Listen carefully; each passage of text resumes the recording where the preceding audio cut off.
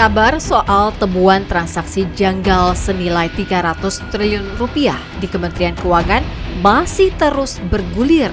Kasus tersebut pertama kali diungkap ke publik pada 8 Maret lalu oleh Menko Polhukam Mahfud MD. 2009 sampai 2023 ada 160 laporan lebih. 160 laporan lebih sejak itu tidak ada kemajuan informasi. Sesudah dikumulasikan semua melibatkan 460 orang lebih ke kementerian itu, yang akumulasi terhadap transaksi yang mencurigakan itu bergerak di sekitar 300 triliun. Tapi sejak tahun 2009 karena laporan tidak diupdate, tidak diberi informasi respon. Kadangkala respon itu muncul sesudah menjadi kasus, kayak yang Rafael itu jadi kasus selalu dibuka, loh ini sudah dilaporkan dulu kok didiemin gitu. Baru sekarang bisa. Dulu angin Prayitno sama, nggak ada yang tahu sampai ratusan miliar. Diungkap oleh KPK baru dibuka. Nah itu saya kira karena kesibukan yang luar biasa sehingga perlu sistem aja ya menurut saya. Publik pun terus menanti kejelasan atas pernyataan ini. Apalagi kabar itu dilontarkan di tengah sorotan tajam masyarakat terhadap para pejabat Kementerian Keuangan yang kerap bergaya hidup mewah. Lantas, apakah dugaan transaksi janggal 300 triliun rupiah yang diungkap Menko Polhukam ada kaitannya dengan harta fantastis para pejabatnya yang membuat masyarakat geleng kepala itu? Pada 11 Maret lalu, Mahfud MD dan Menteri Keuangan Sri Mulyani bertemu di gedung Kementerian Keuangan. Sri Mulyani saat itu mengatakan tak pernah mendapat laporan terkait transaksi bernilai ratusan triliun rupiah dari Pusat Pelaporan dan Analisis Transaksi Keuangan atau PPATK seperti yang diterima Mahfud MD. Kasus ini disampaikan oleh Pak Mahfud sejak 2013, informasinya ada. Tapi di kami PPATK menyampaikan informasi baru 2019. 4 surat menyangkut saudara RAT, 4 surat dari PPATK. 4-empatnya menyangkut transaksi yang nilainya antara 50 juta sampai 150 juta. Kecil banget dibandingkan sekarang yang terbuka kepada publik. Poin saya, Pak Mahfud sebagai Ketua Dewan Pengarah untuk Tindak Pidana Pencucian Uang mendapatkan informasi yang lebih lengkap dan lebih detail. Kami tidak mendapatkan seperti itu.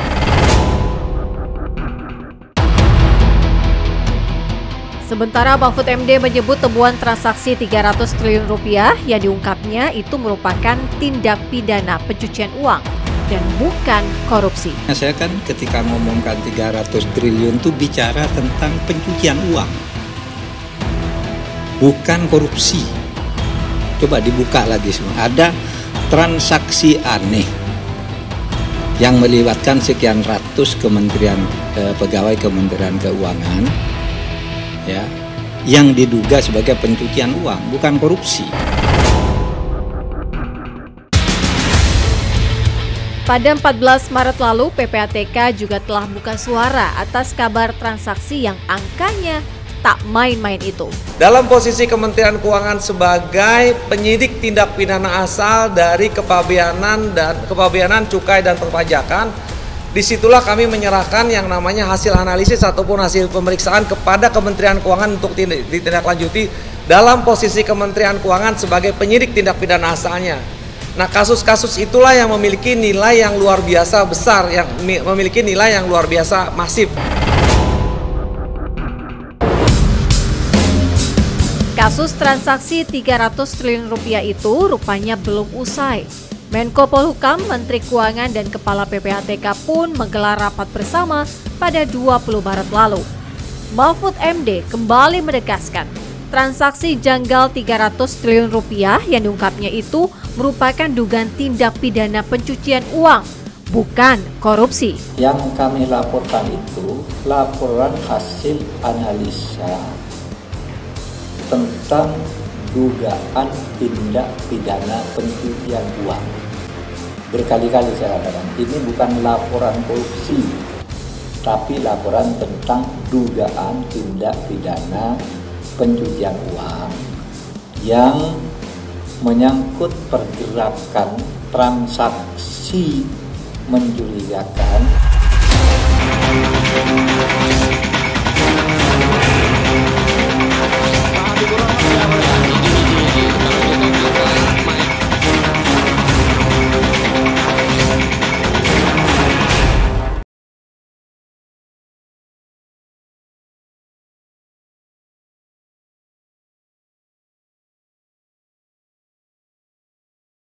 Komisi 3 DPR RI akhirnya memanggil Pusat Pelaporan dan Analisis Transaksi Keuangan atau PPATK untuk menjelaskan tentang adanya transaksi janggal yang nilainya lebih dari 300 triliun rupiah di Kementerian Keuangan itu. Kepala PPATK, Ivan Yustiavanda, membeberkan adanya transaksi ratusan triliun rupiah yang diungkap oleh Menko Polhukam Mahfud MD sebelumnya.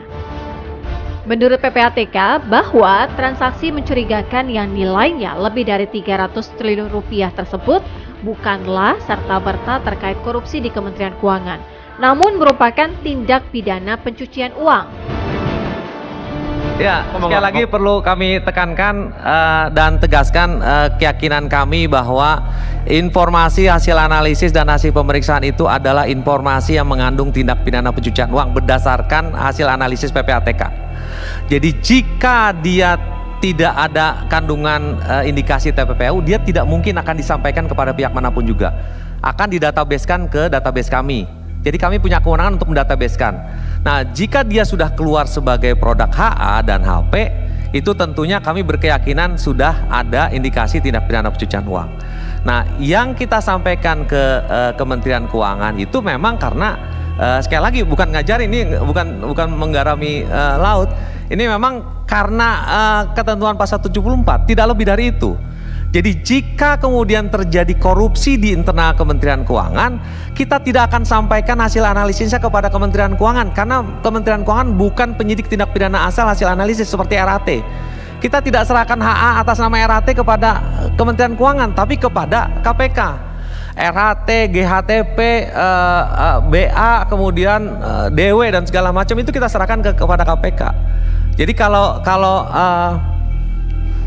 pimpinan dan anggota Komisi 3 yang kami hormati, kami banggakan, membutuhkan keyakinan kami sebagai Kepala PPATK, kami yakini karena itu sudah keluar sebagai HA, ada tindak pidana pencucian uang. Pimpinan. Oke. Hal ini sontak membuat suasana sidang menjadi ramai. Hujan interupsi pun terjadi. Anggota Komisi 3 menganggap hal ini adalah masalah yang tak main-main.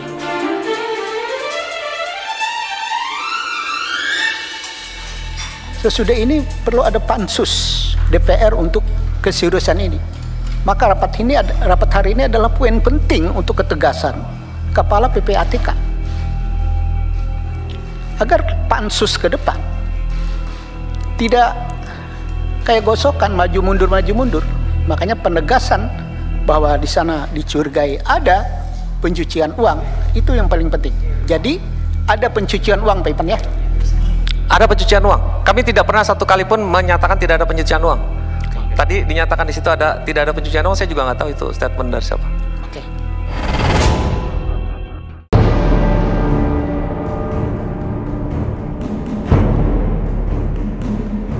Dalam penjelasannya, PPATK menegaskan transaksi janggal 349 triliun rupiah itu seharusnya menjadi bahan tindak lanjut oleh Ditjen Pajak dan Bea Cukai yang berada di bawah Kementerian Keuangan.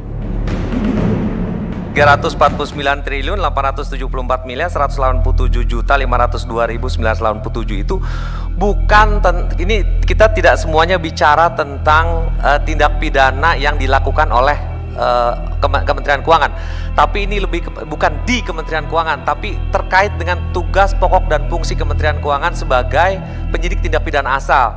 Itu kebanyakan terkait dengan kasus impor ekspor, kasus perpajakan. Di dalam satu kasus saja, kalau kita bicara ekspor impor itu bisa ada lebih dari 100 triliun, lebih dari 40 triliun. Itu bisa melibatkan, jadi ada 3 stream pimpinan, mohon maaf.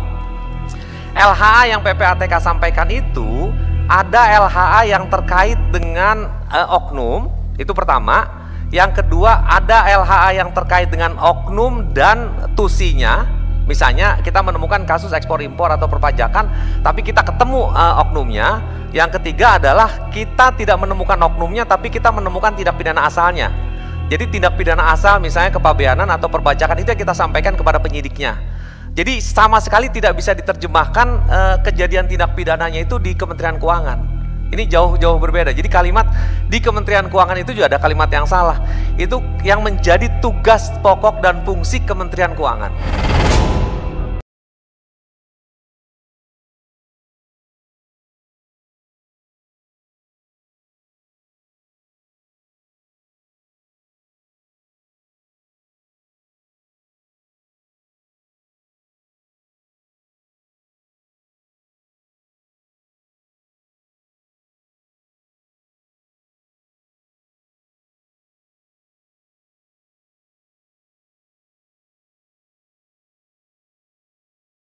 Menjadi pertanyaan banyak orang.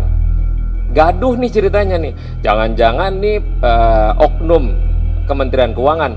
Tapi tadi diklarifikasi, bukan di Kementerian Keuangan, tapi ada transaksi yang asal usulnya itu dari Kementerian Keuangan. Ada 2, bea cukai dengan pajak. Jadi sebenarnya Pak Ivan sendiri tidak menyampaikan ke publik duluan. Itu hanya melaporkan langsung kepada Ketua Komite Nasional.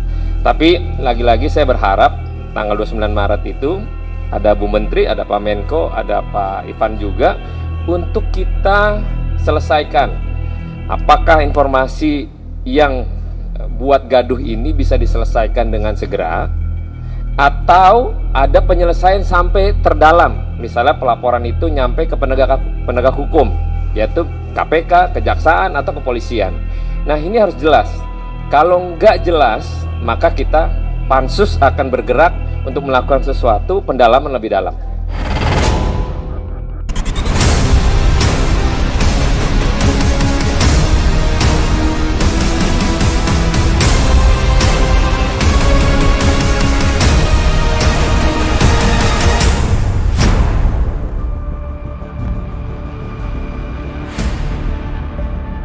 Kabar transaksi janggal 300 triliun rupiah di Kementerian Keuangan yang diungkap Menko Polhukam Mahfud MD masih menjadi polemik.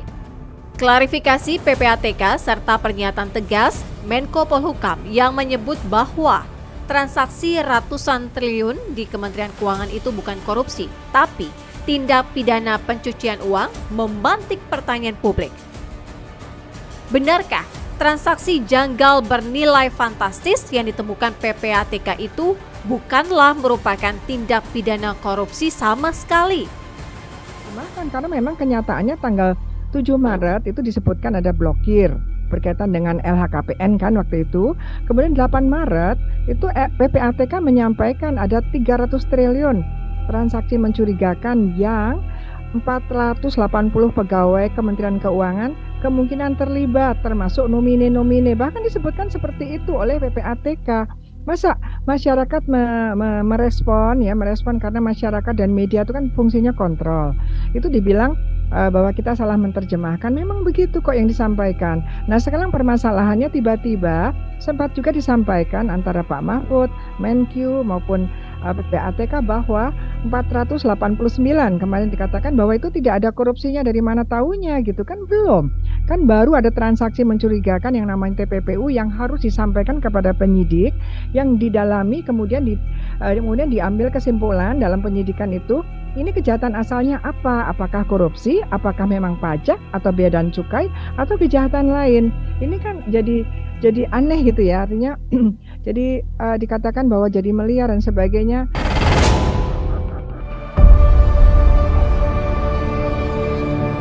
Mantan Kepala PPATK, Yunus Hussein, juga memberikan pandangannya. Menurutnya, temuan transaksi janggal 300-an triliun rupiah itu harus diselidiki lebih lanjut.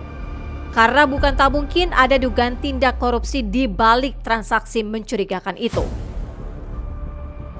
Jadi itu perlu di follow up dengan, kalau menurut saya udah bisa penyelidikan, karena kewenangan itu ada pada para penyidik tadi gitu.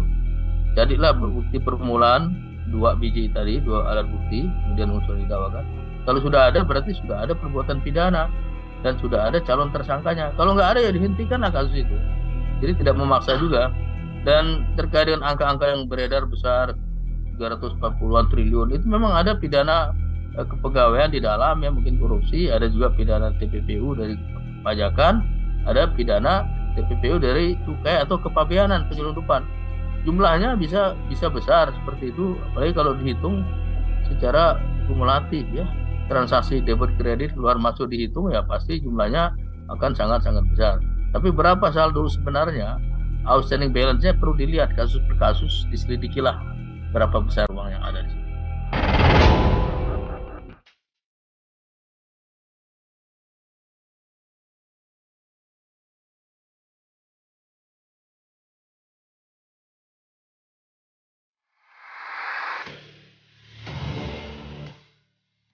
Ya, masyarakat tentu menanti tindak lanjut atas temuan transaksi janggal ratusan triliun rupiah di Kementerian Keuangan.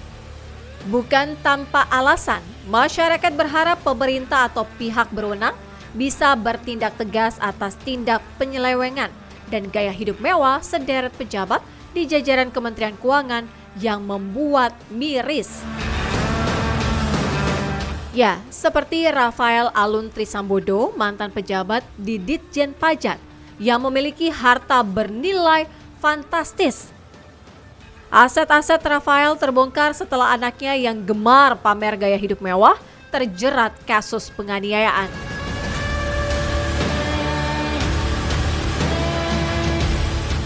Kepala Bea Cukai Makassar, Andi Prabono, juga menjadi perbincangan publik setelah hobinya yang juga suka pamer harta di media sosial viral. Mirisnya lagi, istri dan anaknya juga punya hobi sama, yakni gemar pamer harta di media sosial. Masih ada tak sedikit nama pejabat di jajaran Kementerian Keuangan yang juga tak luput dari sorotan publik karena gaya hidup tak sepadan dengan penghasilan mereka sebagai aparatur sipil negara atau ASN.